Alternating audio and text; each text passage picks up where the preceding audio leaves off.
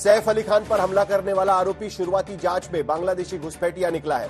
Police अभी और पूछताछ कर रही है। पुलिस की जांच में और खुलासे होंगे, लेकिन इस खुलासों के हवाले से सियासत में खेल शुरू हो गया है। दिल्ली के चुनावी माहौल में बीजेपी ने आम आदमी पार्टी पर आरोप लगाना शुरू कर दिया है कि सैफ पर हमले के बाद कानून व्यवस्था का हवाला देने वाले केजरीवाल ने तब चुप्पी साध ली है जब हमले का आरोपी बांग्लादेशी निकला है।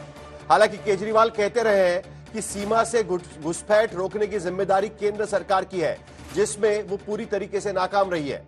अब महाराष्ट्र में विपक्षी दलों की ओर से भी सवाल उठाए जा रहे हैं कि सारे अवैध बांग्लादेशियों को निकालने की जिम्मेदारी दोनों सरकारों की है, तो आरोप विपक्षी दलों पर कैसे लग सकते हैं। दरअसल बांग्लादेशी और रोहिंग्या के नाम पर दिल्ली में मुस्लिम वोट बैंक की राजनीति भी हो रही है, जिसमें 60% से अधिक वोट आम आदमी पार्टी को मिलते रहे हैं।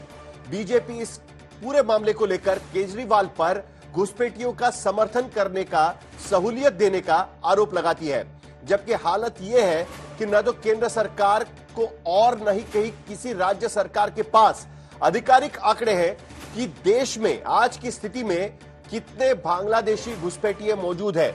यूपीए सरकार ने 2004 में दावा किया था कि 1 करोड़ से अधिक अवैध बांग्लादेशी है। 2016 में एनडीए सरकार का दावा था कि 2 करोड़ अवैध बांग्लादेशी भारत में रह रहे हैं, और जनवरी 2025 में रेलवे पुलिस फोर्स कहती है कि 4 साल में 916 बांग्लादेशी और रोहिंग्या घुसपैठिए पकड़े गए हैं। इन्हीं तथ्यों और आंकड़ों के साथ सियासी घालमेल को लेकर आज के दंगल में हम चर्चा करेंगे कि सैफ अली खान पर हमला कांड का जिम्मेदार आखिर कौन है।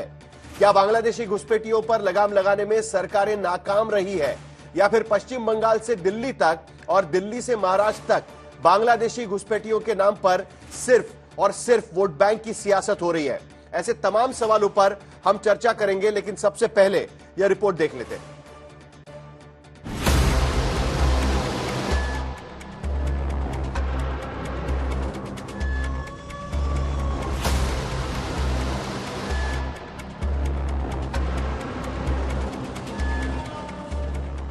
16 जनवरी की देर रात सैफ अली खान पर हमला करने वाला आरोपी बांग्लादेशी घुसपैठिया निकला तो सियासत में मुंबई से दिल्ली तक घमासान मच गया।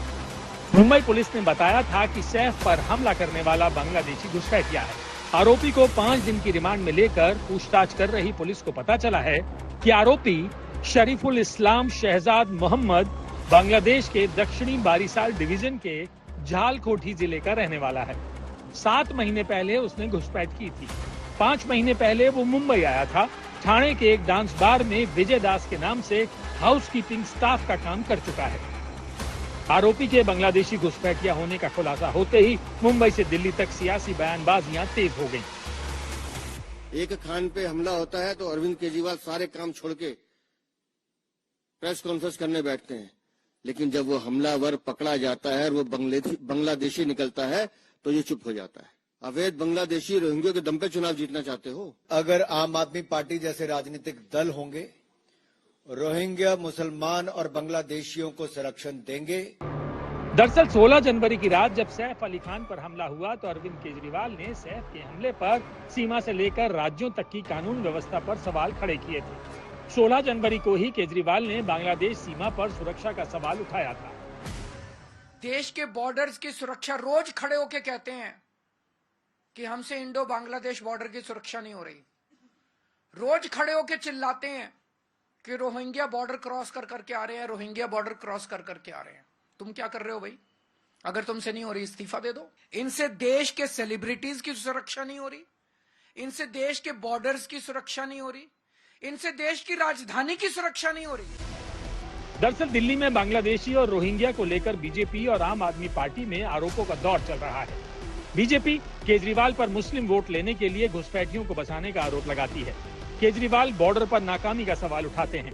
हालांकि दिल्ली में अवैध बांग्लादेशी रोहिंग्याओं का कोई आधिकारिक आंकड़ा सरकार के पास नहीं है, लेकिन आरोप लगाया जाता है कि दिल्ली में बांग्लादेशी रोहिंग्या घुसपैठियों की अच्छी खासी तादाद है, जो दिल्ली में यमुना बाजार झुग्गी, Bawana, Jahangirpuri, Seemapuri, Aligaon, Daya Basti, Sarai Rohilla, Yamuna Pushta, Shashi garden, Sonia camp, Sanjay Basti, Sonia Vihar, Shakarpur, Keshavpuram, Seemapuri railway line, Vikaspuri, Najafgarh, Bhalswa dairy, J colony, Prem Nagar, Keshavpuram, Shram Vihar, Kalindi कुंज जैसे इलाकों में रहते हैं, जिन्हें फर्जी दस्तावेजों के जरिए आधार कार्ड से लेकर वोटर कार्ड तक बनवा दिया जाता है। दिल्ली पुलिस की ओर से ऐसे घुसपैठियों की धरपकड़ भी की जाती रही है और सैकड़ों घुसपैठियों को वापस भी भेजा जा चुका है। उधर महाराष्ट्र में बांग्लादेशी आरोपी और बांग्लादेशी घुसपैठ पर अलग ही सियासी वार पलटवार चल रहा है। उद्धव ठाकरे की पार्टी ने शेख हसीना तक का जिक्र छेड़ दिया है। महाराष्ट्र पुलिस से प्रार्थना करता हूं कि ये जो यहाँ पर बांग्लादेशी रोहिंग्या महाराष्ट्र में जगह जगह घुस गए हैं, अराजकता फैला रहे हैं, उनको एक एक को पकड़कर वापस बांग्लादेश भेजा जाए। अगर वो बांग्लादेशी है और बीजेपी वाले मुंबई के बांग्लादेशी जोर से बोल रहे हैं, तो उसकी जिम्मेदारी किसकी है? केंद्र सरकार की है। अगर बांग्लादेशी यहाँ आए हैं, रोहिंग्या आए हैं, तो अमित शाह की जिम्मेदारी है, गृह मंत्री जी की।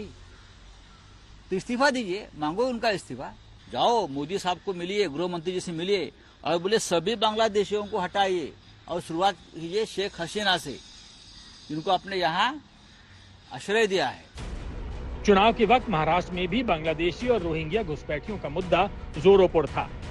तब एक अकादमिक सर्वे के हवाले से दावा किया गया था कि मुंबई में करीब 3000 से अधिक अवैध बांग्लादेशी और रोहिंग्या मौजूद हैं, जो धारावी, गोवंडी, मानखुर्द, माहिम वेस्ट, अंबेडकर नगर जैसे इलाकों में रहते हैं। महाराष्ट्र एटीएस ने भी सिर्फ दिसंबर महीने में 43 बांग्लादेशी घुसपैठियों को गिरफ्तार करने का दावा किया था, जिसमें ज्यादातर गिरफ्तारियां मुंबई, नवी मुंबई और ठाणे जैसे इलाकों से हुई थी। और ज्यादातर अवैध घुसपैठ के मामलों में खुलासा हुआ है कि सरहद पर मिली भगत से घुसपैठ के बाद देश के अंदर व्यवस्थित तौर पर उनकी पहचान के लिए फर्जी दस्तावेज जुटाने का गैंग काम करता है। ऐसे में सवालों के घेरे में पश्चिम बंगाल से लेकर सीमा सुरक्षा बल तक और केंद्र की सरकार से लेकर राज्यों की सरकार तक आते हैं और इनके बीच आरोप प्रत्यारोप का सिलसिला कभी थमता नहीं। आज तक ब्यूरो।